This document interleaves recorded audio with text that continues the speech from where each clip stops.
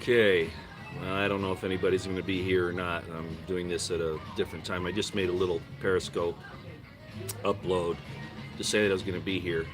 Hello, everybody, as you come in. Of course, I'm Roy Potter. Welcome to the Potter Expositor. And yeah, we get a troll right off the bat. Well, I must be doing something right. I'm at breakfast this morning, and I don't want it to get cold, so this isn't going to be long. Hello, everybody, again, as you come in. I appreciate you being here. I just wanted to let you know, normally I don't look at my viewer counts because I really don't care.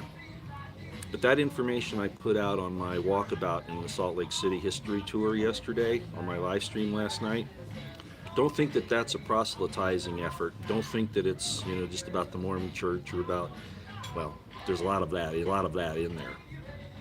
Don't dismiss it as light information or that you don't want to see that, okay? I just want to let everybody know I released some very important information during that video. I don't think you're going to want to miss it, okay? If you don't have, spread it around, make sure people understand what I'm talking about. I'm going to expand on a lot of that in the future. But this is critical information to understand how these institutions manipulate people, okay? Including the Q phenomenon, all right? So you really need to look at that and understand what I'm telling you in there. Thank you very much. They take good care of me here. So I want you to spread that around if you will. Please do not dismiss that lightly. It was not just a recreational video. I give a lot of information in there, which I'm going to build on in the future, most likely. Okay? I wanted to say that. And then I wanted to just address a couple of other things. There's NBC came out and Mike Cernovich brought it up. He says, why isn't this getting more coverage about the 300 priests in Pennsylvania? He called them, NBC's calling them predator priests, who are accused of this pedophilia. Now, the important thing to note here, and this is why I'm bringing this up, is because these things are real. They do happen, and not just in the Catholic Church or elsewhere. It's rampant all across the board.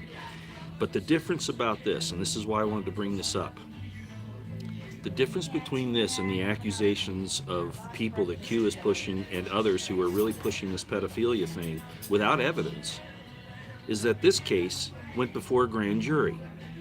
There was evidence, and a grand jury investigated it. So we can talk about this and say this is for real, without getting sidetracked by all of these nonsense stories that people are using to get attention, that are derailing us from actually investigating the real crimes. Again, not saying it's not in Hollywood, not saying it's not, elsewhere, but we cannot accuse people without evidence. We can be suspicious and investigate, but you start accusing people and then the thing rolls, and then what happens? You're accused of lying, you're accused of creating stories, you're accused of sensationalizing, and worst of all, you make every other pedo investigation look suspect. Okay, so I wanted to bring that up, the Pennsylvania deal with the 300 predator priests, with a grand jury investigating, proof, okay, evidence. We can talk about that. The other thing I wanted to bring up, and then I'm going to close down because I really do want to eat breakfast, okay? And hello, everybody, again. Cernovich brought up McCoy, but it's on NBC, okay? Don't start attacking Cernovich over if that's what your goal is here. Maybe it isn't. Maybe you're just asking if Cernovich brought it up, but the point is it's on NBC News. It says, I think the actual headline is, over 300 predator priests in Pennsylvania accused of abuse. Okay, I think that's the actual title in the NBC report. Now,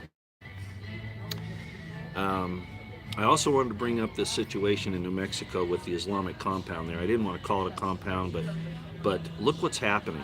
I don't know if you've been keeping track of that, but the feds have gone in and destroyed the place.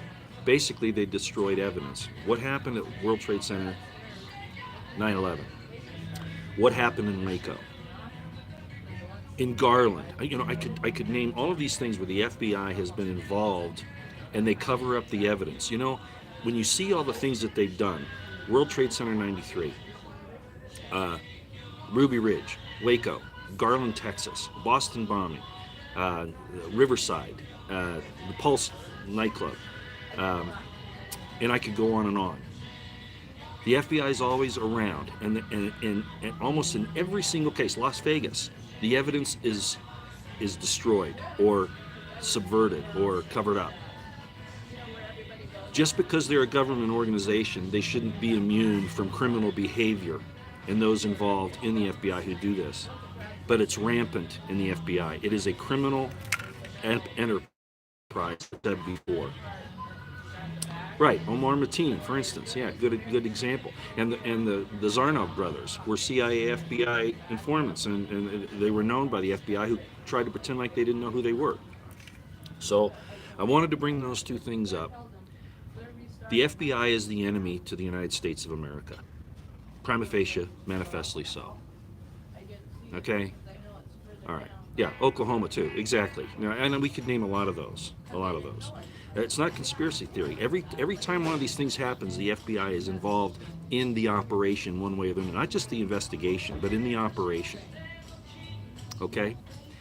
So I wanted to bring that up this morning. I'm not going to make this long. Again, please go back and encourage people to go watch, don't dismiss it lightly, my Walkabout in Salt Lake City with its history. Thank you. With its background and history.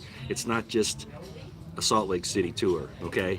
There's important information I give out there that I'm probably going to build on. Yeah, the Smith-Muntak, all those things, obviously. Okay, thanks for coming. Like I said, I want to make this short, under 7 minutes. I'm going to say out here, thanks for all you do. We'll talk to you later.